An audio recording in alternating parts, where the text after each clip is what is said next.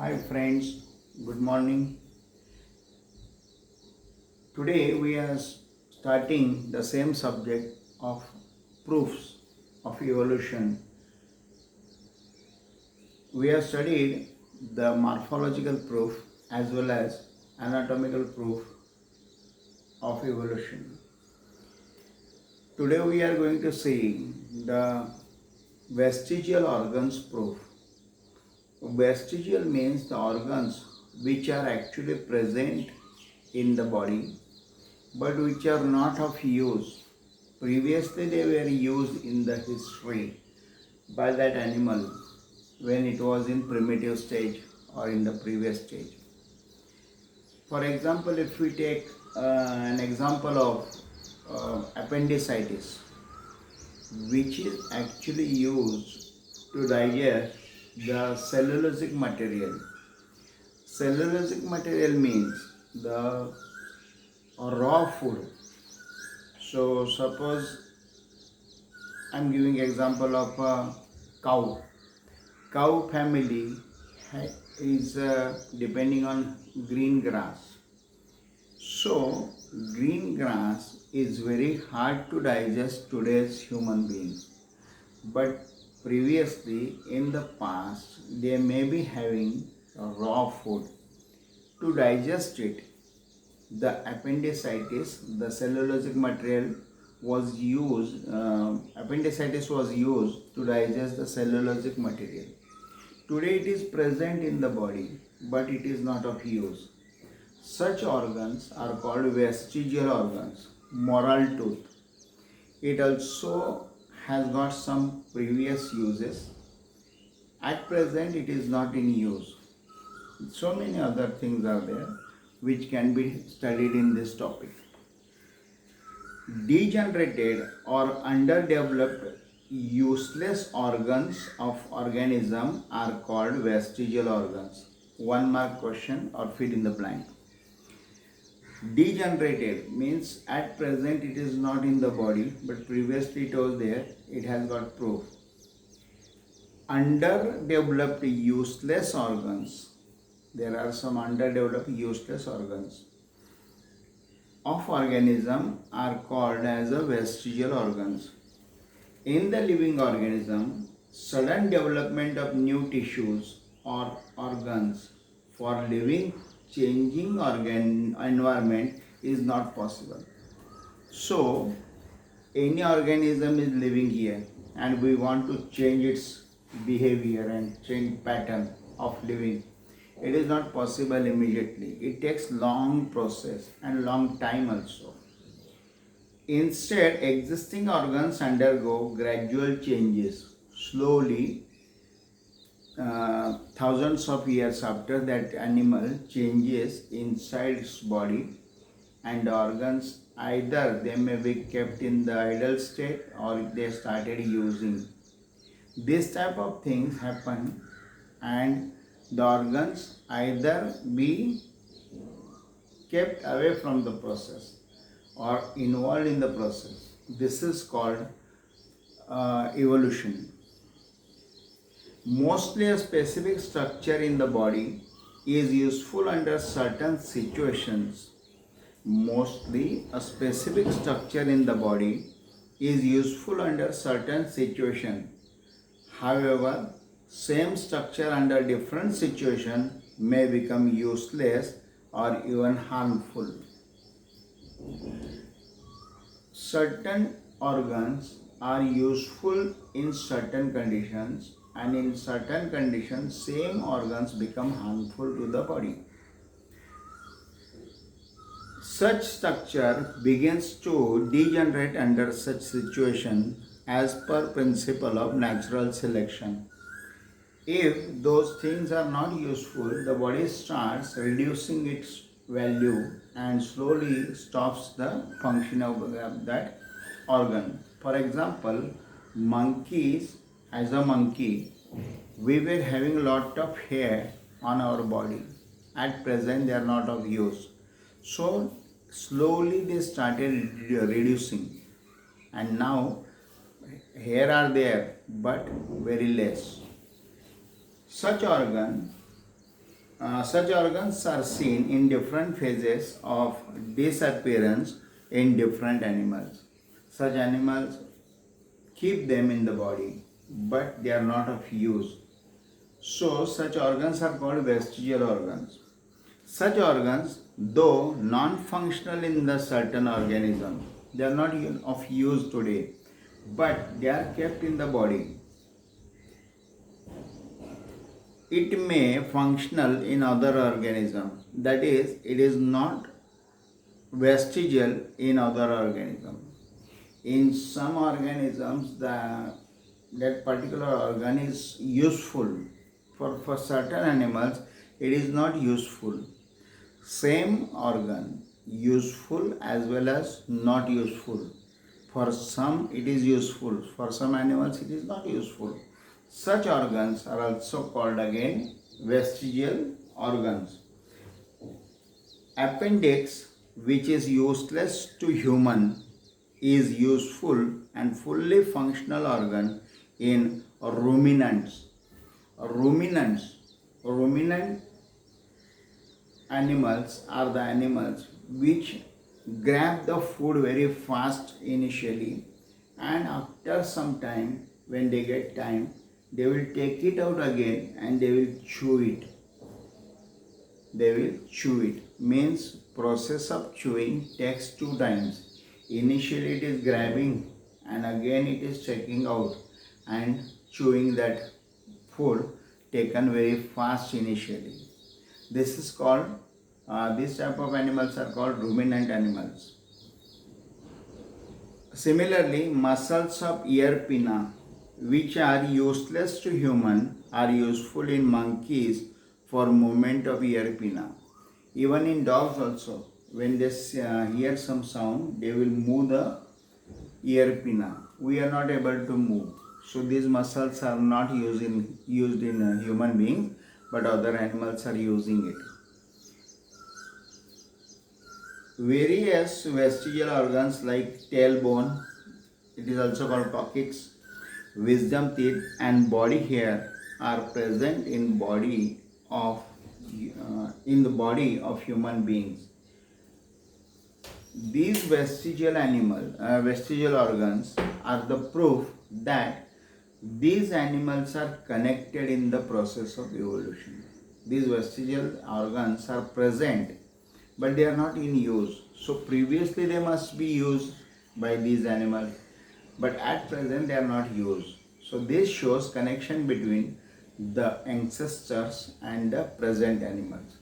This is also proof which is of 2 marks. A short note will come on this vestigial organs, short note, 2 marks.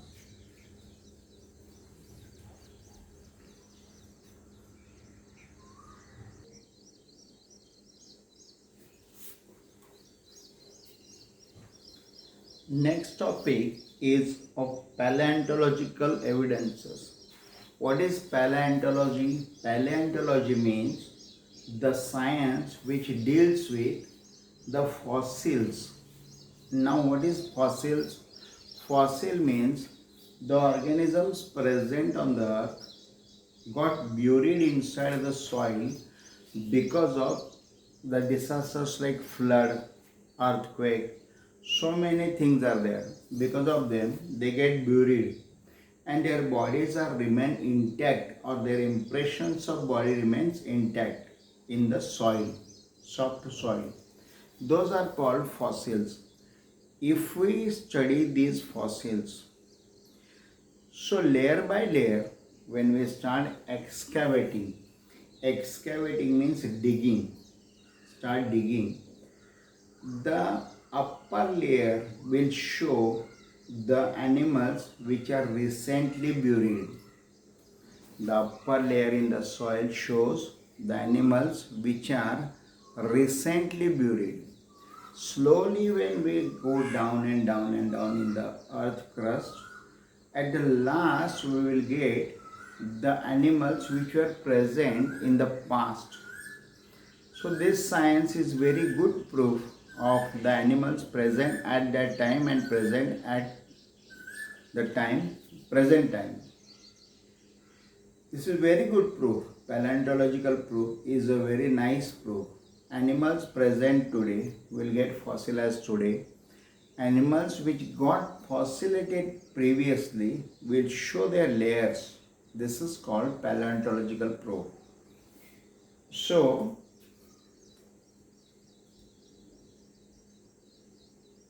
large number of organisms get buried due to disasters like flood, earthquake, volcano, etc. Remnant and impressions of such organisms remain preserved underground. Remnant, the remaining material of those organisms or their impressions remain underground. These are called as fossils. Study of fossil is an important aspect of study of evolution. How they are studied? They use the carbon dating. The question is, main question will be write a short note on paleontological proof, and the sub question will be what is carbon dating? Carbon dating method. Now I am explaining. Carbon consumption of animals and plants stop after death, and since then only the decaying process of carbon C12 occurs continuously. Let me explain you. The textbook is not giving details here. I am going to give you details and note them. In the body of any organism, there are two types of carbon compounds. One is carbon C12. Carbon C12. Another is carbon C14.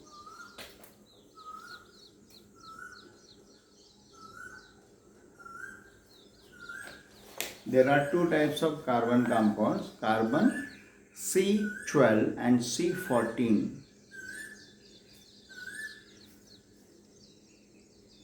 Out of these two carbon compounds, carbon C12 remains constant in the body.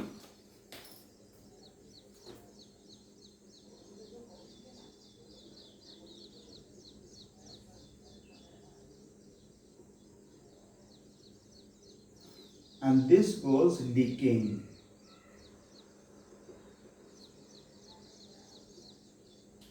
Decays means reduces. Carbon, what do you say? Carbon C12 and carbon C14 are present in the body, and when it is living, that both are present in the body. But after the animal goes natural death or some disastrous death, the carbon C12 will start decaying. It starts decaying.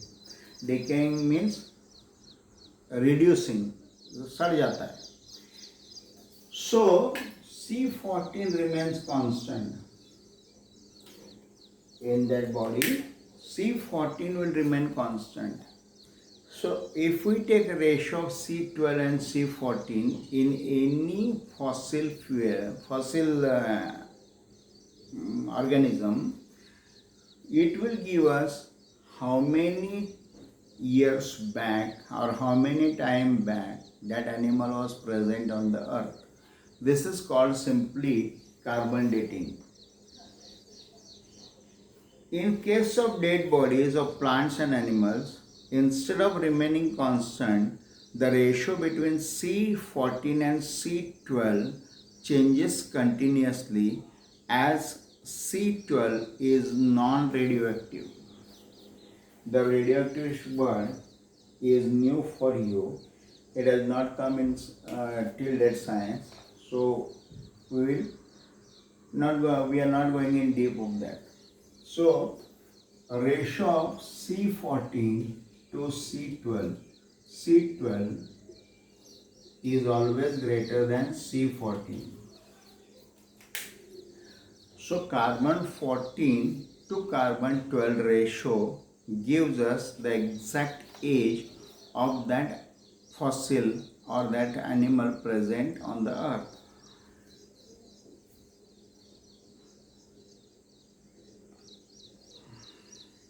This time passed, the time passed since the death of the plant or animal can be calculated by measuring the radioactivity of C14 and ratio of C14 to C12 present in their body. If we take a ratio sample, after taking the sample, we have to calculate the ratio of C14 to C12. It will give us the exact date on around approximately date of that animal's presence on the earth. This is carbon dating method. It is used in paleontology and anthropology for determining the age of human fossils and manuscripts. Whatever it may be, it should be organism or living organism.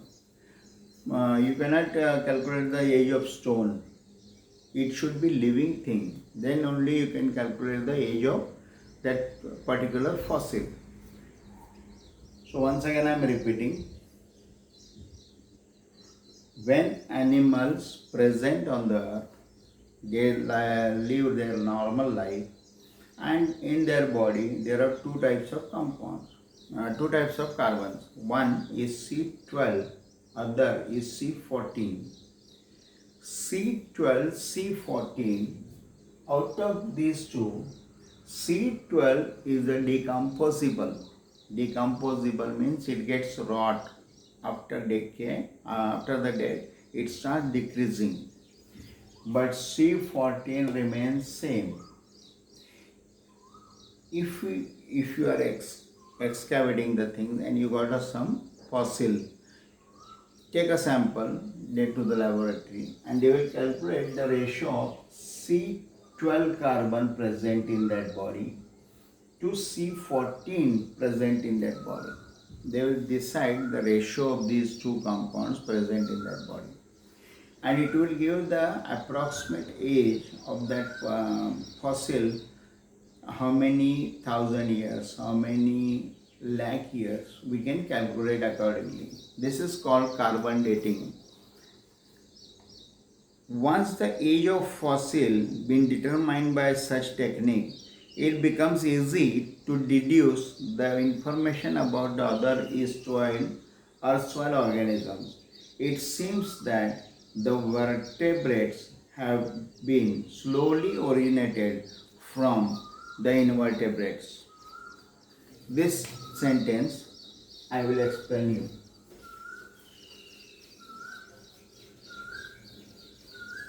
Suppose this is earth crust. These are present animals wandering on the earth. In the last layer, page number 6, you can see at the deepest level there are fossils of invertebrates like starfish, snail.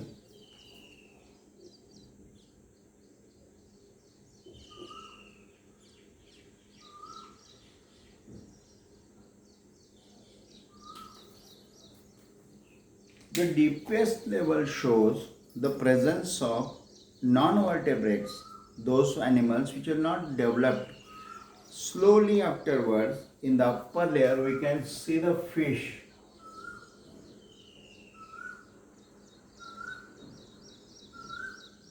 Vertebrates.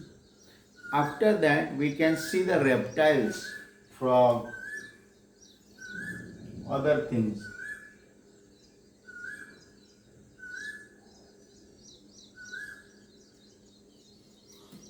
So when we start in the initially, at the deepest level we see the invertebrates. After that we get the pisces and reptiles. After that we get only reptiles. And after that in the upper crust we get the mammals.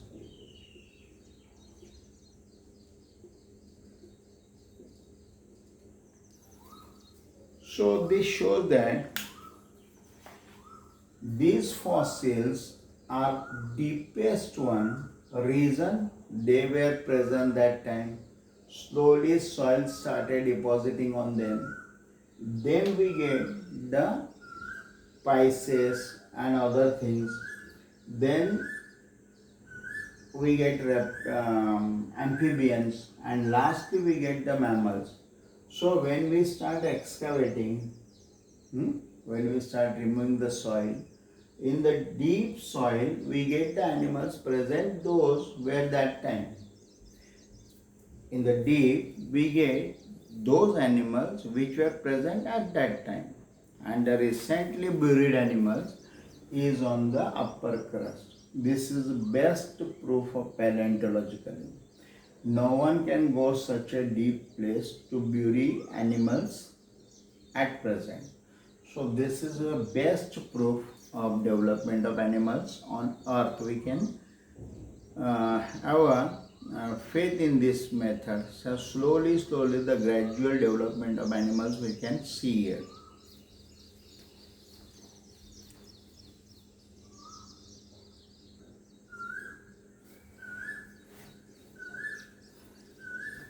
The next topic is missing links, connecting links. Page number 6, it starts connecting links. This is a link. Link means reptiles and mammals, Pisces and reptiles. These have some connections, and those are called connecting links. Means the animals which have got characters of Pisces. For example, lungfish.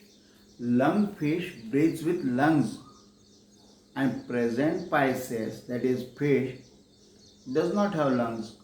So that lungfish is the link between the Pisces and reptiles. The animals which show characters of two groups, reptiles as well as Pisces. This is the link between the Pisces and reptiles. So there are some animals which show double characters. They are having characters of Pisces, that is fish, as well as reptiles.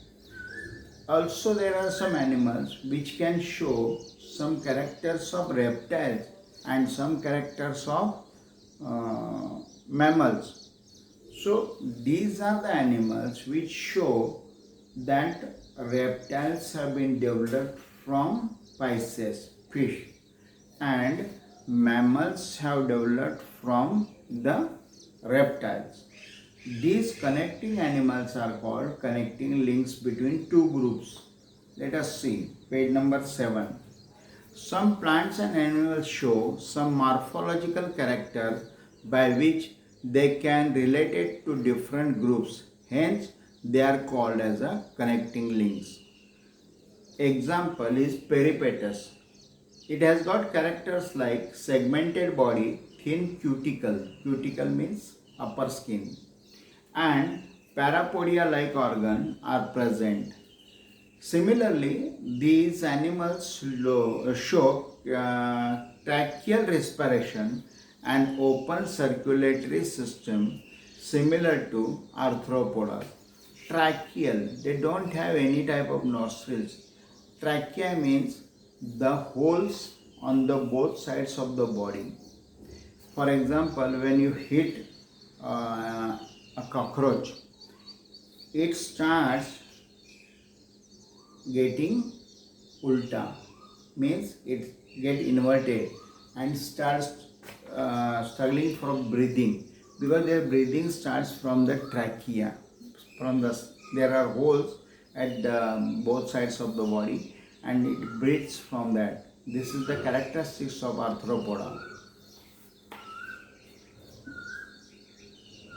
This indicates that Peripatus is connecting link between Annelida and arthropoda. There is a give reason of the same topic, on the same topic. What is that? It will say Peripatus is a connecting link between Annelida and arthropoda. You have to explain the things after seeing the notes. Similarly, duck-billed platypus lays eggs like reptiles but shows relationship with mammals too due to presence of mammary glands and hair.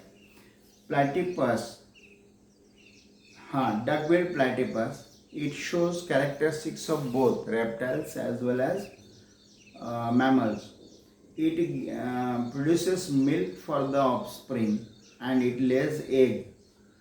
Means it is producing oviparous, अंडा डालता है and बच्चों को दूध पिलाता है. These two characters are totally different groups characteristics, and definitely it is a connecting link between the reptiles as well as mammals. Lungfish performs respiration with lungs irrespective of being fish. Lungfish, just I explain you, lungfish breathes with lungs and behaves like a fish. These examples indicate that mammals are evolved from the reptiles and amphibians from the fishes. This is the proof called missing links or connecting links proof. And last is embryological evidences. Embryo. Embryo means when male zygote and female male sperm and female egg meet each other and they form a zygote, and after that in the initial stage of the development this shows embryo. You can check on page number 7 the initial embryos present in the female animals shows 90 to 95% similarities when they are in the first stage of reproduction. This is again one of the great proof that the animals have developed from the same origin. Comparative study of embryonic development stages of various vertebrates given in the picture shows that all embryos show extreme similarities during their initial stages and those similarities decrease gradually. Similarities in initial stage indicate the common origin of all animals. So embryological proof, the initial stage similarity show these all animals, they are fish, salamander, tortoise, chicken, pig, cow, rabbit, and lastly human being. Their embryo, the first stage of the reproduction, shows lot of 90 to 95% similarities, and after that they change their structures. This is the last proof, that is sixth proof, that is called embryological proof, which shows we have been developed from the same ancestors. Each proof has got question in the previous exams, but the most important are the paleontological proof, connecting links, and vestigial organs. Study well and you will get definite marks on this topic.